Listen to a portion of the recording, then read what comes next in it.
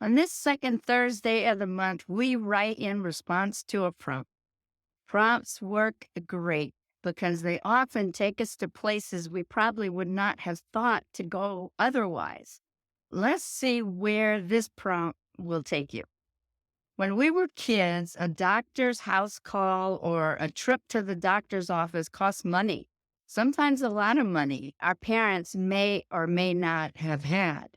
So our parents went to the medicine cabinet and looked for what could be used to treat our injuries and illnesses. That's what we're going to write about today. Hi, I'm Patricia Charpentier, and welcome to episode 52 of the Life Writers Vlog, where you can find inspiration and useful tips to help you write your life stories. Today, we're going to write about home remedies. A few weeks ago, when I went back to South Louisiana for my mom's funeral, I saw my godmother, Audrey, whom I hadn't seen in a really long time. She heard me cough repeatedly, a cough that has lingered since I had COVID in early August. She told me what would take care of my cough right away. At that point, I was willing to do pretty much anything to get rid of this blasted cough. She told me to take Vicks Vapor Rub and put it on the soles of my feet. I wasn't sure what the soles of my feet had to do with a cough in my chest, but I was willing to try anything. For at least a week or more, I slathered up the soles of my feet with Vicks and put on socks to keep from making a mess everywhere. I still had the cough, so that home remedy did not work for me. When I was little and I had earaches, my dad blew cigarette smoke into my ear, and then my mom closed up my ear with a wad of cotton to keep the smoke in. Now, whenever my dad did that, he told me to put my finger in my other ear so the smoke wouldn't come out, which I dutifully did. I never understood why they both laughed when I followed his instruction. It wasn't until much later, when I was older, I realized the joke was on me. Parents can be evil that way. Mercurochrome and methylate were permanent residents in our medicine cabinet. Being the tomboy I was, my legs and arms were always painted with red and orange streaks of one or the other. Methylate burned like all get out on an open cut, but mercurochrome didn't. I never understood why my mom didn't use mercurochrome all the time, because it definitely felt a lot better. Now I believe the methylate came out when she was mad at me for something or other. I've heard lots of other home remedies, like rubbing a cut potato on warts and then burying it in the backyard. A guy I knew in high school swore by it, said it got rid of the many warts he had on his hands. Don't know. He didn't have warts on his hands anymore, so who knows? My husband, Bob, had a lot of nosebleeds when he was a kid, and his grandfather did something that cured him. But he told Bob he could never tell anyone what he did or the nosebleeds would come back. To this date, he's never shared his grandfather's cure. And no matter how many times I've asked him what his grandfather did, he won't tell me. Now, I'd like to hear about home remedies in your life. First, let's brainstorm. As many of you know, I am a big fan of making a list as a way of brainstorming before you start writing sentences and paragraphs.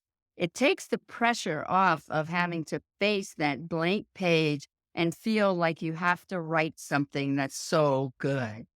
This is just a list, so there's no performance anxiety.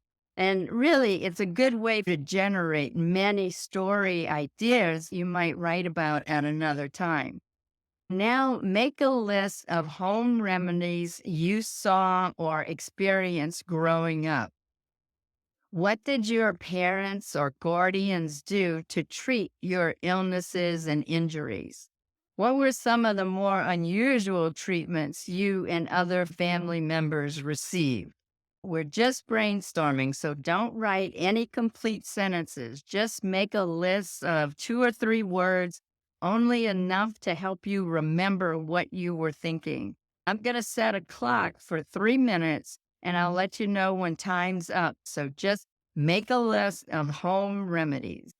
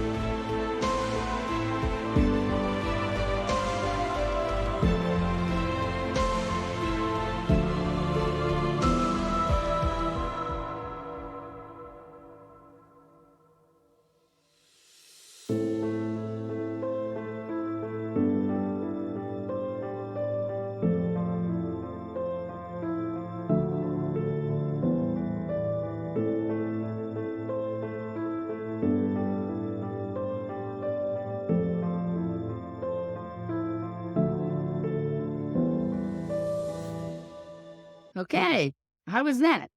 Did you come up with some home remedies?